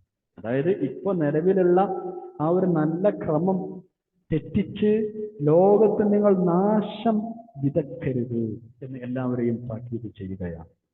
അതോടൊപ്പം തന്നെ തൊട്ട് മുമ്പ് നമ്മൾ പറഞ്ഞ ആ ദുആ, പ്രാർത്ഥന ഭക്തിയോടെ, പേടിയോടെ, അതേസമയം ശുഭപ്രതീക്ഷയോടെ നിങ്ങൾ നടത്തണം എന്ന് അവർ ഉപദേശിക്കുകയും ചെയ്യുന്നു. എന്തിനെക്കുറിച്ചാണ് പേടിക്കേണ്ടത്? അള്ളാഹുവിന്റെ ശിക്ഷയെക്കുറിച്ച്. എന്തിനെക്കുറിച്ചാണ് പ്രതീക്ഷ വെക്കേണ്ടത്? അള്ളാഹുവിന്റെ കാരുണ്യം ഉണ്ടാകുമെന്നതിനെ കുറിച്ച്. ഇങ്ങനെയാണ് ഖൗഫ്, റജാ. ഒരു മുഅ്മിനായ മനുഷ്യൻ എപ്പോഴും ദുആ ചെയ്യുന്ന സമയത്തിന് മാത്രമല്ല, എപ്പോഴും അവൻ ജീവിക്കേണ്ടത് ഖൗഫിന്റെയും റജാഇന്റെയും ഇടയിലാണ്. ഖൗഫ് എന്ന് പറഞ്ഞാൽ അള്ളാഹുവിനെ കുറിച്ചുള്ള പേടി, റജാ എന്ന് പറഞ്ഞാൽ അള്ളാഹുവിനെ കുറിച്ചുള്ള നല്ല പ്രതീക്ഷ. കുറച്ചവനെ അവനെ അള്ളാഹുവിനെ ശിക്ഷിക്കുന്നു, ഞാൻ തെറ്റ് ചെയ്താൽ എന്തായിരിക്കും, അത് പേടിയാണ്. അതേസമയം ഞാൻ ഇസ്തിഗ്ഫാർ ചെയ്ത് പുറത്തു വരുമല്ലോ, അവൻ പുറത്തു വരാമെന്ന് പറഞ്ഞിട്ടുണ്ടല്ലോ, അത് റജാ, ഖൗഫ്, റജാ. ആയത്ത് നോക്കാം. 56-ാമത്തെ. ബിസ്മില്ലാഹിർ റഹ്മാനിർ റഹീം. വലാ തുഫ്സിദൂ ഫിൽ അർളി ബഅദ ഇസ്ലാഹിഹാ വദ്ഊഹു ഖൗഫൻ വതമഅൻ ഇന്ന റഹ്മത്തല്ലാഹി ഖരീബുൻ മിനൽ മുഹ്സിനീൻ. വലാ തുഫ്സിദൂ ഫിൽ അർളി, നിങ്ങൾ ഭൂമിയിൽ കുഴപ്പമുണ്ടാക്കരുത്. ബഅദ ഇസ്ലാഹിഹാ, അല്ലാഹു ഭൂമിയെ നന്നാക്കി തീർത്ത ശേഷം, ഭൂമിയെ റബ്ബ് നന്നാക്കി തീർത്ത ശേഷം നിങ്ങളായിട്ട് ഇനി അവിടെ എന്താക്കരുത്? കുഴപ്പമുണ്ടാക്കരുത്. വദൂഹു, നിങ്ങൾ അവനോട് പ്രാർത്ഥിച്ചോളൂ. ഖൗഫൻ, പേടിച്ചുകൊണ്ട്, ശിക്ഷയെക്കുറിച്ച് പേടിച്ച്, വതമഅൻ, അവന്റെ കരുണയിലും അവന്റെ മറുപടിയിലും പ്രതീക്ഷിച്ചുകൊണ്ടും നിങ്ങൾ അവനോട് എന്താക്കും? ദുആ ചെയ്തുകൊണ്ട്. തമഅൻ എന്ന് പറഞ്ഞാൽ ആഗ്രഹിച്ചുകൊണ്ട്, പ്രതീക്ഷിച്ചുകൊണ്ട്, അള്ളാഹുവിന്റെ കരുണ ആശിച്ചുകൊണ്ട്. അങ്ങനെ ദുആ ചെയ്യുന്ന ആളുകൾക്ക് പെട്ടെന്നുള്ള റഹ്മത്ത് കിട്ടുമെന്നാണ് ഇനി പറയുന്നത്. ഇന്ന റഹ്മത്തല്ലാഹി ഖരീബുൻ മിനൽ മുഹ്സിനീൻ. നിശ്ചയമായും അള്ളാഹുവിന്റെ റഹ്മത്ത്, അള്ളാഹുവിന്റെ കാരുണ്യം ഖരീബുൻ, അത് സമീപസ്ഥമാണ്, അടുത്താണ്. മിനൽ മുഹ്സിനീൻ, സൽക്കർമ്മകാരികളായ ആളുകളോട്. സൽക്കരം ചെയ്യുന്ന ആൾക്ക് അള്ളാഹുവിന്റെ റഹ്മത്ത് വേഗം കിട്ടുമെന്നർത്ഥം. ദീനിനെ വെറുതെ വിമർശിച്ചുകൊണ്ടിരിക്കുന്ന ആളുകളും, അതേപോലെ തന്നെ മതം വെറും പാരത്രിക കാര്യങ്ങൾ മാത്രമേ പറയുന്നുള്ളൂ എന്ന് തെറ്റിദ്ധരിച്ച ആളുകളും ഈ ആയത്ത് ശരിക്കും ശ്രദ്ധിക്കണം. അള്ളാഹു എന്താ ഇവിടെ പറഞ്ഞത്? മതപരമായ കാര്യം ദീനും നിയമം ശരീഅത്തും എന്നോട് പറഞ്ഞത്. ദുന്യാവ് നശിപ്പിക്കരുത് എന്നാണ് പറഞ്ഞത്. അള്ളാഹു നന്നാക്കിയ ഈ ലോകം നിങ്ങൾ നശിപ്പിക്കരുത് എന്നാണ് കൽപ്പിക്കുന്നത്. ഈ ലോകം നശിപ്പിക്കരുത് എന്ന് പറഞ്ഞാൽ ഇവിടെ അള്ളാഹുത്തിലെല്ലാം സംവിധാനിച്ചു വെച്ചിട്ടുണ്ട്. ഇവിടെ അറിവുണ്ട്, സംസ്കാരമുണ്ട്, കിതാബുണ്ട്, ഗ്രന്ഥങ്ങളുണ്ട്, നല്ല എനിക്ക് ജീവിക്കാനുള്ള സംവിധാനങ്ങളുണ്ട്. അത് നിങ്ങളായിട്ട് നഷ്ടപ്പെടുത്തി നിങ്ങൾ എന്താക്കരുത്, പ്രശ്നങ്ങൾ ഉണ്ടാക്കരുത്. ഇന്ന് ലോകം ഒരുപാട് പുരോഗമിച്ചിട്ടുണ്ട്, കണ്ടുപിടുത്തങ്ങൾ ഒരുപാട് നടന്നിട്ടുണ്ട്. ഇൻഫർമേഷൻ വിവര വിസ്ഫോടനം, അല്ലെ, വിവരങ്ങളുടെ വിസ്ഫോടനമാണ്. എല്ലായിടത്തും അറിവാണ്, എല്ലാവർക്കും എല്ലാ സംഗതികളും അറിയാം. ഇതൊക്കെ ഉണ്ട്. ഇതൊന്നും ആളുകൾ പക്ഷേ നന്മക്കല്ല ഉപയോഗപ്പെടുത്തുന്നു. ലോകത്തിന് സമാധാനം ഉണ്ടാക്കാനല്ല ഈ സംഗതികൾ ഉപയോഗപ്പെടുത്തുന്നത്. അതിലേറെ സംഹാരാത്മകമായ നശീകരണ പ്രവർത്തനങ്ങൾക്ക് വേണ്ടിയാണ് ഇത്തരം കണ്ടുപിടുത്തങ്ങളും ടെക്നോളജിയും ഒക്കെ ഉപയോഗപ്പെടുത്തുന്നത് എന്നതൊരു വസ്തുതയാണ്. നിങ്ങൾ അങ്ങനെ ചെയ്യരുത് എന്നാണ് ആൾക്കാർ പറയുന്നത്. ഇത്തരം കണ്ടുപിടുത്തങ്ങളും നേട്ടങ്ങളും ഒക്കെ റബ്ബ് നിങ്ങൾക്ക് നൽകുന്നത് നന്മയിൽ അത് ഉപയോഗപ്പെടുത്താനാണ്. ഭൂമിയെ നല്ല നിലക്ക് നിങ്ങൾ പരിരക്ഷിച്ചു കൊണ്ടുപോകാനാണ്. അടുത്ത ആയത്തിലേക്ക് കടക്കാം. 57 അള്ളാഹു തആല പ്രപഞ്ചനാഥനാണ് എന്നും ആ പ്രപഞ്ചത്തിൽ നിയന്താവാണ് എന്നും അള്ളാഹുവിനോട് ഭക്തിയോടെ, വിനയത്തോടെ, പേടിയോടെ, പ്രതീക്ഷയോടെ ദുആ ചെയ്യണമെന്നും ഒക്കെ നമ്മൾ ഇതുവരെ പഠിച്ചു. ഇനി അവനാണ് നിങ്ങൾക്ക് ഭക്ഷണം നൽകുന്നത് എന്നും മരിച്ചവരെയെല്ലാം അന്ത്യനാളിൽ അവൻ പുനർജീവിപ്പിക്കുമെന്നും പറയുകയാണ്. അള്ളാഹു തആല തന്നെയാണ് നിങ്ങൾക്ക് ഭക്ഷണം നൽകുന്നത്. അവനാണ് നിങ്ങളെ ഖിയാമത്ത് നാളിൽ പുനർജന്മം നൽകി എഴുന്നേൽപ്പിക്കുന്നതും എന്നാണ് ഇനി പറയുന്നത്. അള്ളാഹുവിൻ്റെ ചില മഹത്തായ അനുഗ്രഹങ്ങൾ, വ്യക്തമാക്കിയ ദൃഷ്ടാന്തങ്ങൾ തുടങ്ങി നിത്യ സംഭവങ്ങളെ ഓർമ്മപ്പെടുത്തി മരണാനന്തര ജീവിതം ഉണ്ട് എന്ന് അള്ളാഹു തആല സമർപ്പിക്കുകയാണ്. നിങ്ങൾക്ക് ഭക്ഷണം തരുന്നത്, അതിനുവേണ്ട സംവിധാനങ്ങൾ ഒരുക്കുന്നത്, അതേപോലെ തന്നെ മഹത്തായ മറ്റനുഗ്രഹങ്ങൾ ചൊരിഞ്ഞു തന്നത്, ഇതൊക്കെ നിങ്ങൾ ഇങ്ങനെ ശരിക്കും മനസ്സിലാക്കുമ്പോൾ, നിങ്ങളുടെ ജീവിതത്തിൽ നിത്യമായി കാണുന്ന ഇത്തരം സംഭവങ്ങളെ വിലയിരുത്തുമ്പോൾ മരണാനന്തര ജീവിതം ഉണ്ട് എന്ന് നിങ്ങൾക്ക് ബോധ്യപ്പെടും. എന്തൊക്കെയാ പറയുന്നത് നോക്കാം. അള്ളാഹുവിന്റെ വലിയ അനുഗ്രഹമാണ് മഴ. ആ മഴ പെയ്ത് ഭൂമിയിൽ ഭക്ഷണം ഉണ്ടായിട്ടാണ് നമ്മൾ ഭക്ഷണം കഴിക്കുന്നത്. ആ മഴയുടെ മുന്നോടിയായി കാറ്റുകൾ വീശാറുണ്ട്, കാറ്റുകൾ റബ്ബ് അയക്കാറുണ്ട്. ആ കാറ്റുകൾ എന്ത് ചെയ്യും? കാർമേഘങ്ങളെ ഇളക്കി വിടും. വെള്ളം വറ്റി നിർജീവമായി വരണ്ട് കിടക്കുന്ന നാട്ടിലേക്ക് ആ മേഘങ്ങൾ നീങ്ങും. അങ്ങനെ ആ നാട്ടിൽ ആ മഴ പെയ്യും. മഴ പെയ്താലോ ആ നാട് പുനർജനിക്കും. എന്ന് പറഞ്ഞാൽ ആ നാട്ടിൽ പച്ച പുറത്തേക്ക് വരും, അവിടെ പച്ച പിടിക്കും, കായ്ക്കനികൾ ഉണ്ടാവും, വിളകൾ പുറത്തേക്ക് വരും, ഭക്ഷണം ഉണ്ടാകും. ഇതെല്ലാം ചെയ്തു തരുന്ന അള്ളാഹുവാണ്. അപ്പൊ ഇതുപോലെ നിർജീവമായി കടന്ന ഭൂമിയിൽ ഒരു തുള്ളി വെള്ളം ഒറ്റിയപ്പോഴേക്കും അത് പച്ചയണിഞ്ഞതുപോലെ നിങ്ങൾ മരിച്ച് നിർജീവമായി നിശേഷമായി നശിപ്പിക്കപ്പെട്ടതിന് ശേഷവും നിങ്ങളെ രണ്ടാമത് ജനിപ്പിക്കാൻ എന്ത് പ്രയാസമാണുള്ളത്?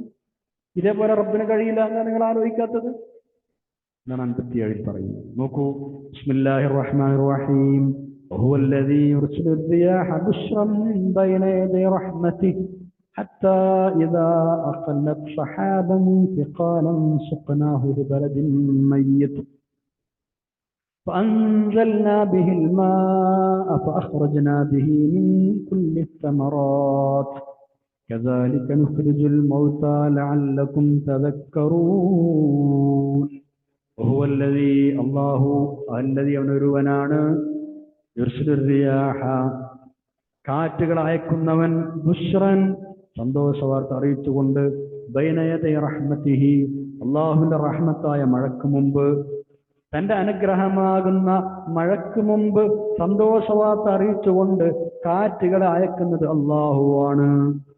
ബുശ്റൻ എന്ന് പറഞ്ഞാൽ സന്തോഷവാർത്ത അറിയിച്ചുകൊണ്ട്, ബൈന യദൈ മുന്നിൽ, മുന്നോടിയായി, റഹ്മതിഹി അവന്റെ റഹ്മത്തിന് മുന്നോടിയായി, റഹ്മത്ത് എന്ന് പറഞ്ഞാൽ അവന്റെ മഴക്ക് മുന്നോടിയായി കാറ്റുകൾ അയക്കുന്നത് അള്ളാഹുവാണ്. അങ്ങനെ ഹത്താ ഇദാ അഖല്ലത്, അങ്ങനെ ആ കാറ്റുകൾ വഹിച്ചു കഴിഞ്ഞാൽ, സഹാബൻ സിഖാലൻ ഭാരിച്ച മേഘങ്ങളെ, വെള്ളം കൊണ്ട് നിറഞ്ഞ സിഖാലൻ ഭാരമുള്ള മേഘങ്ങളെ ആ കാറ്റുകൾ വഹിച്ചു കഴിഞ്ഞാൽ, അഖല്ല എന്ന് പറഞ്ഞാൽ വഹിച്ചു കഴിഞ്ഞാൽ, ഹത്താ ഇദാ അഖല്ലത്, അങ്ങനെ ആ കാറ്റുകൾ വഹിച്ചു കഴിഞ്ഞാൽ, സഹാബൻ സിഖാലൻ, ഭാരമുള്ള മേഘങ്ങളെ വഹിച്ചു കഴിഞ്ഞാൽ, സുഖനാഹു, നമ്മൾ അതിനെ കൊണ്ടുപോകും, ലി ബലദിൻ മയ്യിത്തിൻ, നിർജീവമായി കിടക്കുന്ന ഏതെങ്കിലും ഒരു നാട്ടിലേക്ക്, നിർജീവമായി കിടക്കുന്ന ഏതെങ്കിലും ഒരു പ്രദേശത്തേക്ക്, ഒരു നാട്ടിലേക്ക് നാം അതിനെ കൊണ്ടുപോകും. സുഖനാഹു, നമ്മൾ അതിനെ കൊണ്ടുപോകും. എന്നിട്ട്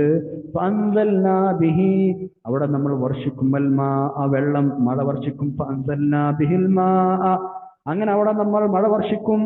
അപ്പൊ എന്താ സംഭവിക്കുക?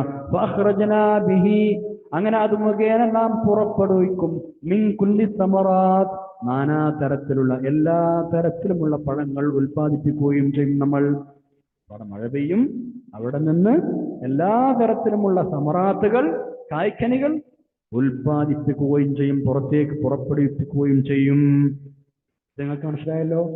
കദാലിക, അതേപോലെയാണ്, അപ്രകാരം തന്നെയാണ്, നുഖ്രിജുൽ മൗതാ, മരണപ്പെട്ടു പോയ ആളുകളെ നമ്മൾ പുനർജീവിപ്പിക്കുന്നത്, അവരെ നമ്മൾ പുറത്തു കൊണ്ടുവരുന്നത്. ലഅല്ലക്കും തദക്കറൂൻ, ഇതെല്ലാം നിങ്ങളൊന്ന് ചിന്തിച്ച് മനസ്സിലാക്കിയെങ്കിൽ എത്ര നന്നായിരുന്നു. നിങ്ങൾ ഇതൊക്കെ ചിന്തിച്ച് മനസ്സിലാക്കൂ, നിങ്ങൾ ചിന്തിച്ച് മനസ്സിലാക്കിയെങ്കിലോ എന്ന് കരുതിയാണ് ഇതൊക്കെ വിവരിച്ചു തരുന്നത്. ലഅല്ലക്കും തദക്കറൂൻ, നിങ്ങൾ ചിന്തിക്കുവാനായിട്ടാണ് ഇതെല്ലാം വിവരിച്ചു തരുന്നത്. ഇത്രയേ ഉള്ളൂ പുനർജന്മത്തിന്റെ കാര്യം. എന്തിനാ അതൊക്കെ നിഷേധിക്കുന്നത്?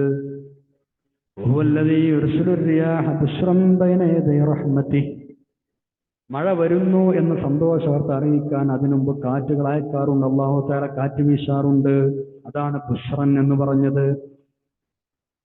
നുഷ്റൻ എന്നൊരു ഖിറാഅത്തും അവിടെയുണ്ട്, നുഷ്റൻ. അപ്പൊ അതിന്റെ അർത്ഥം എന്താ? വിവിധങ്ങളായ, വിട്ടുപിരിഞ്ഞ എന്നൊക്കെ അർത്ഥം. അല്ലെങ്കിൽ ഒന്നിനു പിറകെ മറ്റൊന്നായി വീശുന്ന കാറ്റുകൾ അങ്ങനെയല്ല അടിക്കുക. നുഷ്റൻ എന്നും ഖിറാഅത്തുണ്ട്, ബുഷ്റൻ എന്നും ഖിറാഅത്തുണ്ട്. ഖുർആനിന്റെ ഒരു പതിവ് ശൈലി കൂടിയാണ്. അതായത് മഴവെള്ളം ഇറക്കി നിർജീവമായി കിടക്കുന്ന ഭൂമിയെ വീണ്ടും ഉൽപാദനയോഗ്യമാക്കി ജീവിപ്പിക്കുന്ന കാര്യം പറഞ്ഞ്, അതുപോലെ മനുഷ്യരെ, നിങ്ങളെയും നമ്മൾ രണ്ടാമത് പുനർജന്മം നൽകി എഴുന്നേൽപ്പിക്കും എന്ന കാര്യം പറയുക. അത് പരിശുദ്ധ ഖുർആന്റെ ഒരു ശൈലിയാണ്. ശരിക്ക് നിഷ്പക്ഷമായി ചിന്തിക്കുന്ന ഏതൊരാൾക്കും മനസ്സിലാക്കാൻ പറ്റുന്ന കാര്യമാണത്, അല്ലേ? കാര്യം ഗ്രഹിക്കണമെന്ന് ആലോചിച്ച് ചിന്തിക്കുന്ന ആൾ, അത് പറഞ്ഞ കാര്യമല്ല. അതുപോലെ തന്നെ മഴ പെയ്യുന്നത്, മഴ മൂലം സസ്യലതാദികൾ ഉൽപ്പാദിപ്പിക്കുന്നത് സംബന്ധിച്ചൊക്കെ പറയുമ്പോൾ അല്ലാഹു തആല അവൻ ഇറക്കി അല്ലെങ്കിൽ അവൻ ഉൽപ്പാദിപ്പിച്ചു എന്നൊന്നും പറയാതെ നമ്മൾ ഇറക്കി, നമ്മൾ ഉൽപ്പാദിപ്പിച്ചു എന്ന ശൈലിയാണ് സ്വീകരിക്കുക. അൻസല എന്നല്ല പറയാം, അഖ്റജ എന്നല്ല സാധാരണഗതിയിൽ പറയാം. അൻസൽന, അഖ്റജ്ന, ഇങ്ങനെയൊക്കെയാണ് മിക്കയിടത്തും പറയും. സാധാരണയാണ് ആ ശൈലി. അള്ളാഹുവിന് മഹത്തായ അനുഗ്രഹങ്ങൾ, അവന്റെ മഹത്തായ ശക്തി കാണിക്കുന്ന ദൃഷ്ടാന്തങ്ങളാണ് ഇതെല്ലാം എന്ന് ഓർമ്മിപ്പിക്കാൻ വേണ്ടിയാണ് നാം ഇറക്കി, നമ്മൾ പുറപ്പെടുവിച്ചു എന്ന പ്രയോഗങ്ങളൊക്കെ റബ്ബ് നടത്തുന്നത്. ഇത്രയുമാണ് ഇന്നത്തെ ക്ലാസ് നമുക്ക് പഠിക്കാനുള്ളത്. ഇൻഷാ അല്ലാഹ് നമുക്ക് ദുആ ചെയ്ത് പിരിയാം. അൽഹംദുലില്ലാഹ് അൽഹംദുലില്ലാഹ് അൽഹംദുലില്ലാഹി റബ്ബിൽ ആലമീൻ. اللهم صل على سيدنا محمد وعلى آل سيدنا محمد. അല്ലാഹു ഞങ്ങൾ പഠിച്ചതും കേട്ടതുമെല്ലാം സ്വാലിഹായ അമലായി സ്വീകരിക്കണം തമ്പുരാനെ. പഠിച്ചതനുസരിച്ച് പ്രവർത്തിക്കാൻ തൗഫീഖ് നൽകണേ അല്ലാഹ്. നിന്റെ മഹത്തായ ദൃഷ്ടാന്തങ്ങൾ കണ്ട് മനസ്സിലാക്കി നിന്നെ വേണ്ടതുപോലെ അറിഞ്ഞ് പ്രവർത്തിക്കുന്ന ആളെ കൊടുത്ത് ഞങ്ങളെ ചേർക്കണം തമ്പുരാനെ. ഞങ്ങളുടെ ഉമ്മാക്കും ബാപ്പാക്കും കൊടുത്തു കൊടുക്കണം തമ്പുരാനെ. ഉസ്താദുമാർക്ക് കൊടുക്കണേ അല്ലാഹ്. ഒരുപാട് ആളുകൾ ഞങ്ങളുടെ പല കാര്യങ്ങൾക്കൊണ്ട് ദുആ കൊണ്ട് വസിയത്ത് എല്ലാവരുടെയും ഉദ്ദേശങ്ങൾ എന്റെ മഹത്തായ അഫ്ദലും നിർവഹിച്ചു കൊടുക്കണം തമ്പുരാനെ. എല്ലാ ആപത്തും മുസീബത്തും ഞങ്ങൾ എല്ലാവരെയും കാത്തുരക്ഷിക്കണം തമ്പുരാനെ. അല്ലാഹുവേ, രോഗങ്ങൾ ശിഫയാക്കാൻ റഹ്മാനെ. ഒരുപാട് രോഗികൾ ദുആ ചെയ്യാൻ പറഞ്ഞു, എല്ലാവർക്കും ഈ രോഗങ്ങൾ ശിഫയാക്കി കൊടുക്കണം തമ്പുരാനെ. നിന്റെ പരിശുദ്ധ ഖുർആനിന് വേണ്ടി, ദീനിന് വേണ്ടി, ഇൽമിന് വേണ്ടി ആയുരാരോഗ്യത്തോടെ ദീർഘകാലം ഖിദ്മത്ത് ചെയ്യാൻ തൗഫീഖ് നൽകണം തമ്പുരാനെ. ഈ ഖിദ്മത്തുകൾ എത്രയും നീ ഖബൂൽ ചെയ്യണം അല്ലാഹ്. ആഖിറത്തിലേക്ക് നീ വരവ് കൊടുക്കണം തമ്പുരാനെ. اللهم اجعل جمعنا هذا جمعا مرحوما وتفرقنا من بعده تفرقا معصوما. اللهم اغفر للمؤمنين والمؤمنات والمسلمين والمسلمات. اللهم ഞങ്ങൾ എല്ലാവരും ആഖിറത്ത് നന്നാക്കാൻ റബ്ബേ. സ്വർഗ്ഗത്തിന് ഉന്നത ദർജകൾ നൽകി അനുഗ്രഹിക്കണം തമ്പുരാനെ. നരകത്തിൽ കൊടുക്കണം അല്ലാഹ്. ربنا آتنا في الدنيا حسنة وفي الآخرة حسنة وقنا عذاب النار. ربنا تقبل منا إنك أنت السميع العليم وتب علينا إنك أنت التواب الرحيم. آمين برحمتك يا أرحم الراحمين. وصلى الله تعالى وسلم على خير رسول محمد وعلى آله وصحبه أجمعين. سبحان ربك رب العزة عما يصفون. വസലാമുൻ അലൽ മുർസലീൻ വൽഹംദുലില്ലാഹി റബ്ബിൽ ആലമീൻ. എല്ലാവരും ദുആ ചെയ്യണം. സുബ്ഹാനക്കല്ലാഹി വബിഹംദിക അശ്ഹദു അൻ ലാ ഇലാഹ ഇല്ല അൻത അസ്തഗ്ഫിറുക വഅത്തുബു ഇലൈക്. അസ്സലാമു അലൈക്കും വറഹ്മത്തുള്ളാഹി വബറകാതുഹു.